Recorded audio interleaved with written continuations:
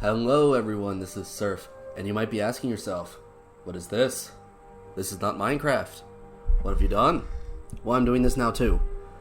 This is a video that I did a long time ago, back in early 2020, and I thought I'd do it again with more research and more information. Specifically as Bethesda starts kicking around with Skyrim Anniversary Edition, like the 6th, 7th time they've released the game, and Starfield coming out sometime in the future. So we'll see how it goes. I thought this would be a fun idea.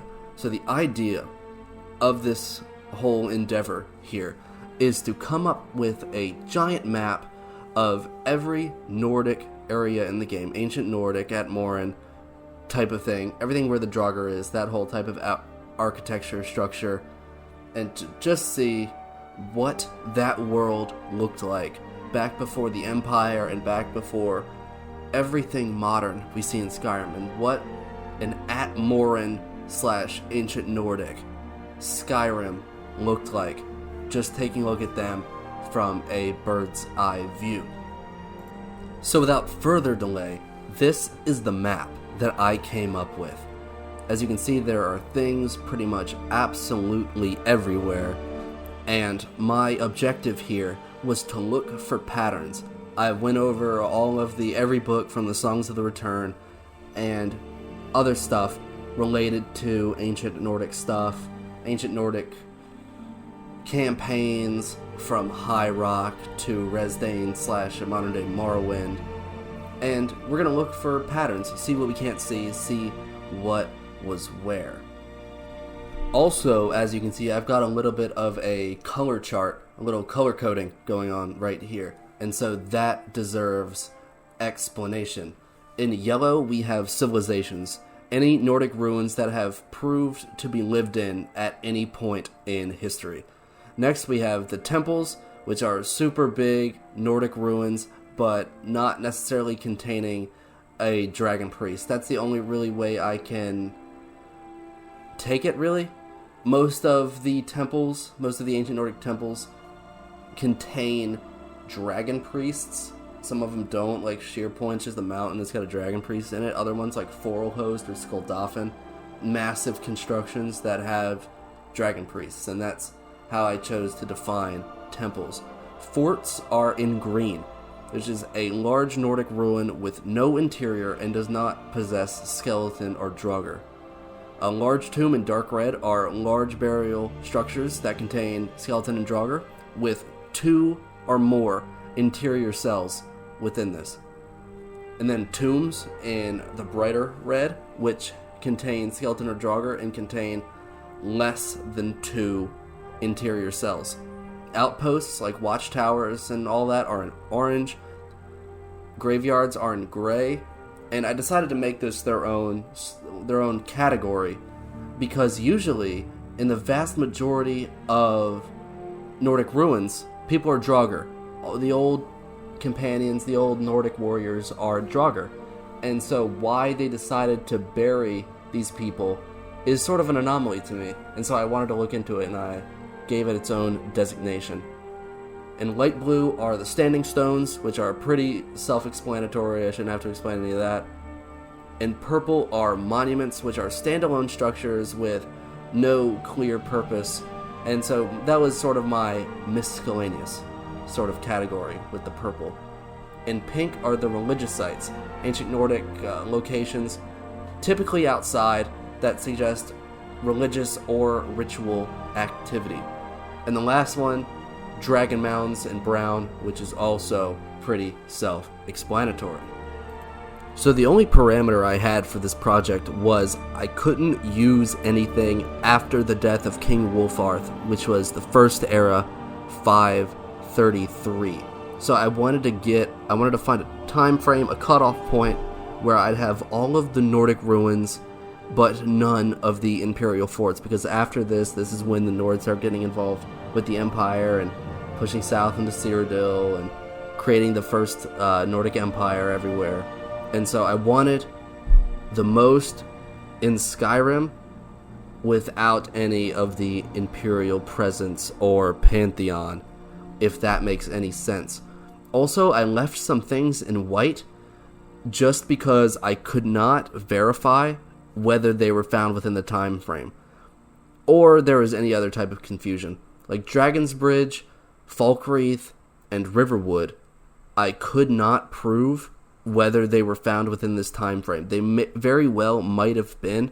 I know Falkreath was settled by some ancient Nordic warrior, but I could not verify whether this guy was alive and founded the place before the First Era, 533. Yngvild was kind of an exception to where it was definitely ancient Nordic. However, it has a throne room, which says to me that people lived there, but I could not find anything that backed that up. Finally, there might be some confusion around a lot of the Daedric shrines, because they have ancient Nordic stuff around them. Like, Meridia is in a Nordic tomb. Mayor's Dagon, there's a big Nordic door on his little cave entrance place. Azura, her temple is built on top of a ancient Nordic thing. And all of the ancient Nordic stuff was found before the imperialized pantheon. Like, the ancient Nords have Herma Mora, which is Hermaeus Mora, but they don't really have a lot of the other Daedric princes. This, I assume, came with the more imperialized pantheon. So I decided to try and count all of the places where there is a Daedric shrine on ancient Nordic tombs to separate that completely and try to figure out what other places these places could have been. So without further delay, let's get into the findings. So we know from the Songs of the Return these ships existed: the Dormazu, Harak, Yarvaskr, Fallowfire, the Kalkaz, Sedon Wraith, Ylgirmet, Krilat and Shurion. Now, the Dormazu is the ship of Ylgar and the son of Ysgramor, who accompanies him to Windhelm. Harak was the ship of Yingol, who their entire crew died along with Yingol in the Sea of Ghosts, and it is said Ysgramor wrestled these ghosts for the corpse of his son, which he buried in the tomb of Yingol, of course.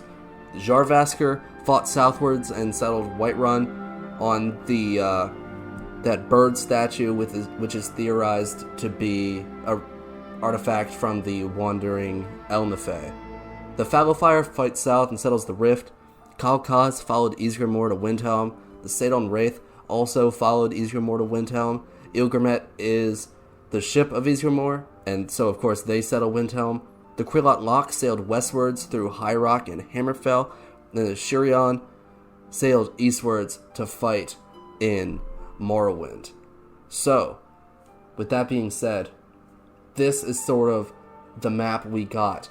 Everything around here can be pretty much chalked up to the settling of members from the Dormazu, Yarvaskr, Fallowfire, Kalkaz, Sedon Wraith, and Ylgirmet. The next thing we see are a string of civilizations spanning from Hjalmarch to Winterhold. Now, these are Labyrinthian, Valenrud, Gjorvanjund, and Windhelm. Please excuse me for the bad translations. But if we look on a map of Skyrim, on a terrain map of Skyrim, they're all in the snowfields overlooking either the plains or the marshes. The plains of Whiterun or the marshes of Eastmarch. And following southward from Windhelm, we can really see the route that the Fallowfire may have taken to get to the Rift. Some people breaking off at Kynesgrove to settle there, some people breaking off at Shorestone to settle there, and their ancestors after that settling Ivarstead, as well as Forelhost, really deep in the south there, and Skuldafn, where we get this massive construction and the portal to Sovngarde itself. Arguably, other than labyrinthian, the most important ancient Nordic structure in the entirety of Skyrim. It might not even be in Skyrim, it's kind of technically in Morrowind, but it's a gray area right there. On the civilization front, going westward, we can see the centralization of Whiterun and how it becomes this sort of mecca of trade between the south and the north of all of Skyrim. And also further south, we get another line of civilizations. Ivarstead, Granite Hill, which is the one in the middle, and Rorikstead. Following these lines, the roads, where the roads are, specifically in the west with Rorikstead and Granite Hill. Ivarstead is kind of cut off. That's why I said they were most likely founded by ancestors of the Fallowfire, just because they are cut off between the Throat of the World and the Cyrodiilic Mountains to the south. As far as westward expansion is concerned, the crew of the Krillot Lock, which sailed through High Rock and Hammerfell, may or may not have hit a massive roadblock with getting through the marshes of Hjalmarch, because there's 3 large Nordic ruins within this, within the locality there, within the marshes. High casualties right there. And we don't know why. We don't know really what happened. But we have this collection of large Nordic tombs chocked to the brim with Draugr. And this is the only crew of the 500 companions that we know of that endeavored to go westward along the coast. So that's pretty interesting to think about. Lastly, of major significance, we have this conglomeration of all of these Nordic outposts and forts on the Karth River, overlooking the Reach and High Rock / Hammerfell. I mean, there is no greater concentration of ancient Nordic constructions anywhere else on the map, which to me raises a ton of questions. I know there's a lot of mystery around the Needs and those who came before the 500 companions, settling in primarily High Rock, where we know them best, becoming the Bretons much later on. So the ancient Nords could have been dealing with Reachmen. They could have been dealing with orcs, where depending on wherever Orsinium was at this time, if it even existed at all. Don't quote me on anything about Orsinium. I didn't look into it before the recording, so it may exist, it may not exist. Also, Hammerfell. There is a lot of constructions bordering Hammerfell, specifically the fort here at Hagrock Redoubt, I believe it is. I'll circle it for you right now, but it's the one just below Markarth on the border of Hammerfell. So there is not a lot to know here. There's not a lot that can be known, rather. We just have this massive clump of major ancient Nordic constructions, and not a whole lot of reason why they would be there, other than they were trying to defend against something here that we don't know exactly what that was. Also, it very well may have been Markarth, depending whether or not it was still Dwarven in control. We know that after the Battle of Red Mountain, all of the dwarves ceased to exist, except for that one that was in a realm of oblivion at the time, and therefore was exempted. And we just have tons of forts, a temple, tons of outposts, and one settlement, that being Old Heraldin, that we know of, at least. Expanding off that, also in the Reach, at the area of Soljun's Sinkhole, there is a mine that is broken through to an ancient Nordic tomb. However, there is no entrance. No entrance can be found. It is likely collapsed. But that is a aspect of Skyrim that is seldom considered. How there could just be underground tombs that we have no idea about. Example A, of course, being Soljun's Sinkhole, where the miners just dug into this place full of Draugr and There's no way to get in or out that we know of.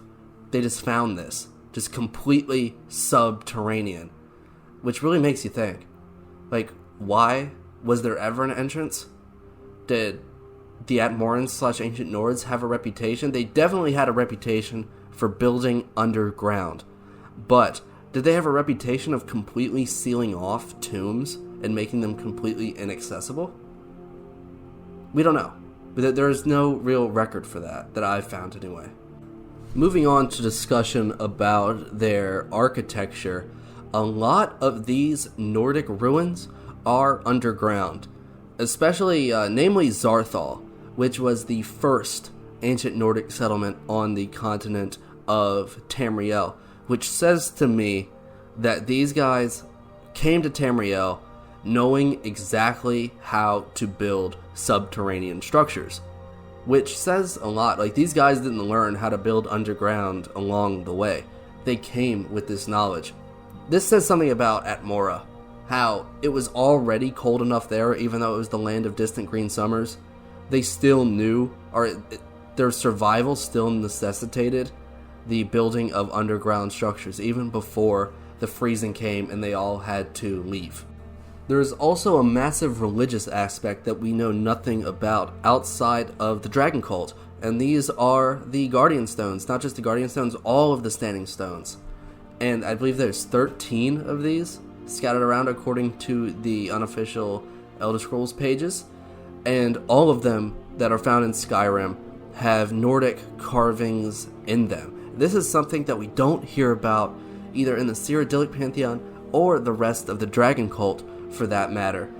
Somehow there was this ancient religious organization that had these stones, knew how to make these stones and attune them to the heavens and associate them with anyone's sort of birth sign, I believe you could call it.